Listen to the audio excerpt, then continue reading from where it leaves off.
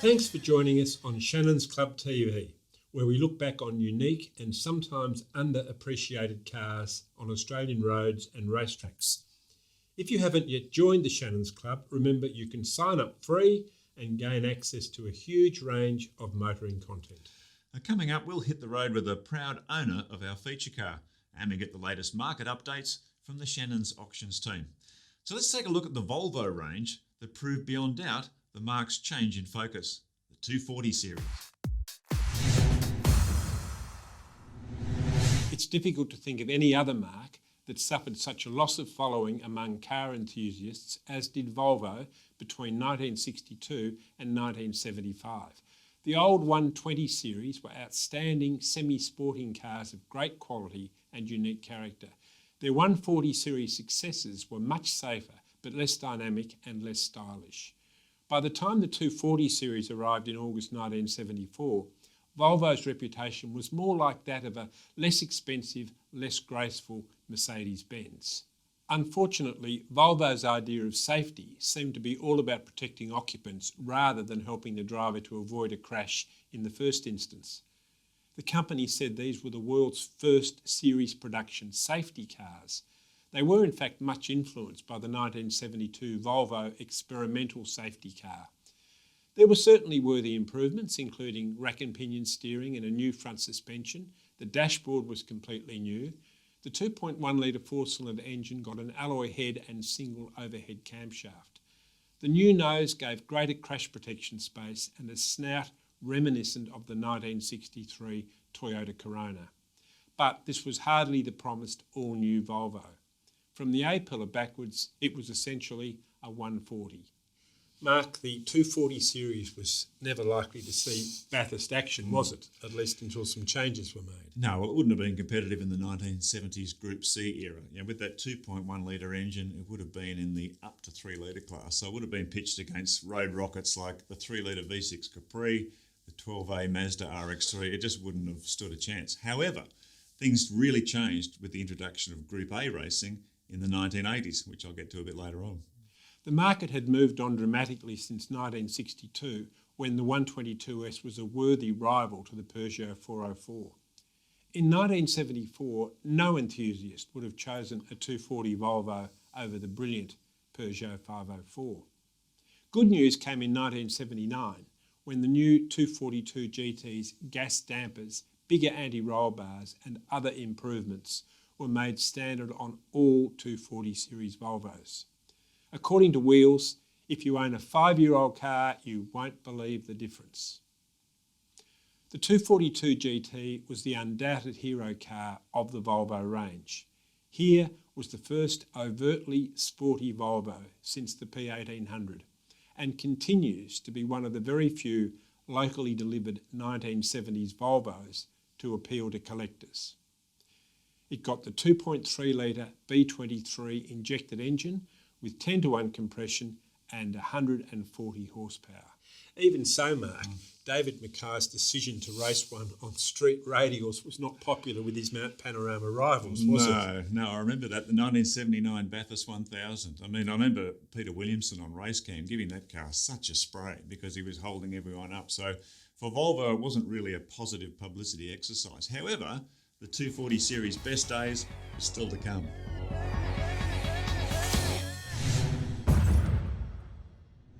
The Volvo 240 Turbo Group A Evolution was derived from the unassuming 240 Turbo sedan Volvo introduced in 1981, which, unlikely as it may seem, was ideally suited to new international Group A touring car rules introduced in 1982, which Australia adopted 3 years later. After privately entered 240 Turbos showed potential, Volvo committed to a full-blown factory-backed racing program in 1984, which included development of a sporting Evolution equipped with all the hot bits needed to win.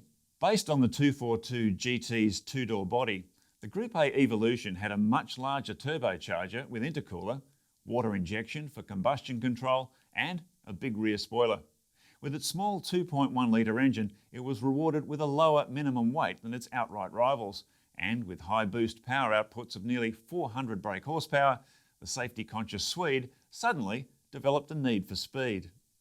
John, despite the stunning performance of the Group A car, you know, in its racing successes in Europe and Australia, it just didn't seem to make much of a dent in Volvo's sort of safety-conscious, conservative image, did it? I think it was a different kind of customer. I think the person who wanted to buy the Volvo probably wasn't much interested in motorsport, and the person who was very interested in motorsport probably wouldn't want to buy a Volvo. So I think it was a bit of a self-defeating exercise. Very complex problem for Volvo, wasn't it? Because they were trying to, you know, break away from that image and also try and find some new customers. But the racing program wasn't really serving either. And later, of course, they worked themselves into a corner with their emphasis on safety when everyone else was interested in safety as well. There was no longer a point of differentiation. Yeah, it was a difficult time. The 240 Turbo Group A Evolution was formidable, winning the prestigious European Touring Car Championship in 1985.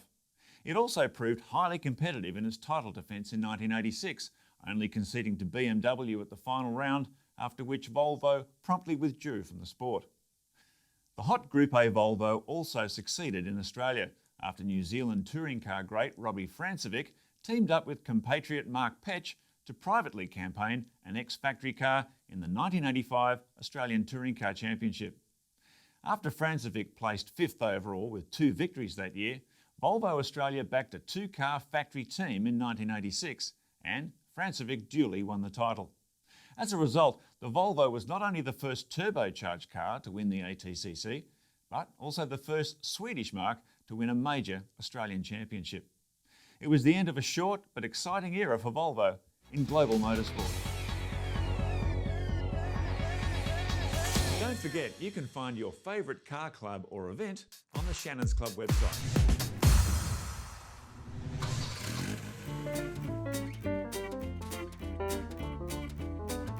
My name's Lance Phillips and this is my 1980 242 GT. Approximately 580 come into Australia and we're one of the few markets that actually got the 242 GT. My car is probably, dare I say it, one of the best in Australia, I suppose. Original car, it hasn't been restored to any extent. It's had some paint work done. A little bit different to the standard 1980 cars. It's got a 2.3 litre fuel injected motor, manual overdrive gearbox, makes it a 5-speed gearbox. The suspension's a little bit heavier than standard 240s. Plus the car's a little bit unique in that it's silver, comes out of the factory with the GT stripes on it, the driving lights in the grille. The car's fairly original inside. It came standard with the black interior with the stripe. So it's fairly unique for the era.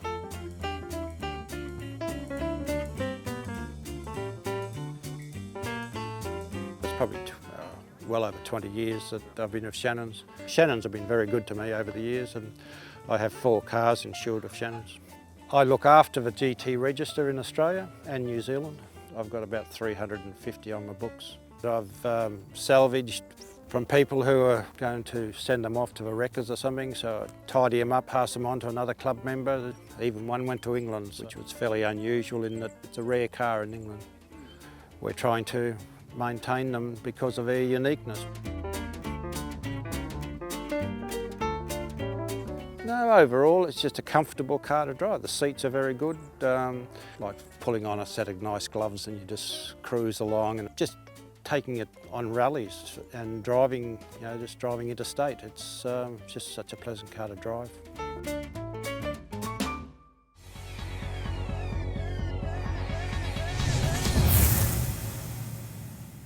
Tiny Hansen from Shannons Auctions joins us with a market update on the Volvo 240 series. Welcome, Tiny. Thank you. Welcome to the show, mate. G'day, Mark. We talk about collectible Volvos. You know, you've got the early PV series, you've got the 120 series, of course, the P1800, the classic, the 140 series, I guess. But where does the 240 series sit in overall desirability for Volvos? Unfortunately, it's not a very desirable car.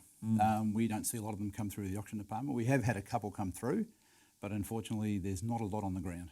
What about the 242 GT that you so infamously raced at Bathurst? Interesting car though, because I think very interesting car. I think they only brought about 600 to Australia or something. There weren't a lot here, so that must be a pretty desirable model, wouldn't it? A good one would be, for sure. A good standard car in standard form They're would all be a good silver, desirable aren't car. they, with orange I think they stripes? were all silver. Yes, I think you're right there.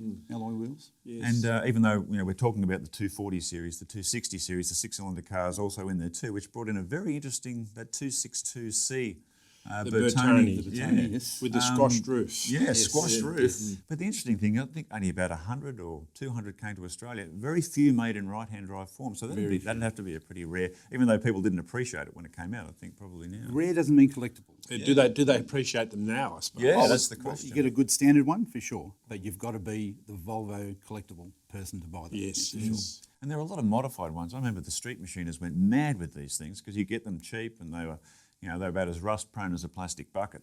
You'd have them forever. And they put V8 engines, hot them up, do that sort of stuff. Four-wheel disc brakes already standard. so, Yeah. that's right. So do you see a lot of modified cars around still, or where have those ones No, ended? not at all. We don't see any modified cars at all through the auctions. Not at all. It's an interesting car, really, because you look at its success in the European Touring Car Championship, in the Australian Touring Car Championship, had quite a good racing pedigree, but like the Nissan or the Datsun Bluebird, that racing heritage or that that cachet didn't transfer to the showroom. There did was it? no follow-on, I don't think. No. The Volvo buyer wasn't interested in motor racing. Yeah. I mean, they were appealing to the wrong audience in a way, I think, with those cars, don't you? And that racing that 242 GT at Bathurst didn't do them any favours at all on street radios. Unfortunately, you're right. Yeah, so what would you recommend to someone who's interested in a 240 series Volvo? Contact the clubs would be the first one to go to. Yep. Because as I said, we haven't seen any through the auction department, so clubs would be the first port of call. I would think it would not be a bad sort of everyday classic to own, really. Quite safe and not bad to drive either. I think parts would be a bit hard to find. Oh, that might be true. Anyway, thank you very much for joining us today, pleasure. Tony. No And remember, you can find all the latest auction results on the Shannons Club website. If you'd like your own image of the Volvo 240 series in competition, visit AutoPic's incredible motorsport photo archive. John, looking back on the 240 series, it's sad, you just think of it as a overtly boxy shape with these big, Dodgem car type rubber bumpers on it. But beyond that, under the skin, it was actually quite a well-engineered car and to all accounts pretty good to drive. Well, I drove them when they were new and I thought it wasn't a bad car at all. And I have to say, owners absolutely cherished them. They did, didn't they? They certainly did. Yeah, they certainly created a lot of loyalty in that series of cars. Indeed.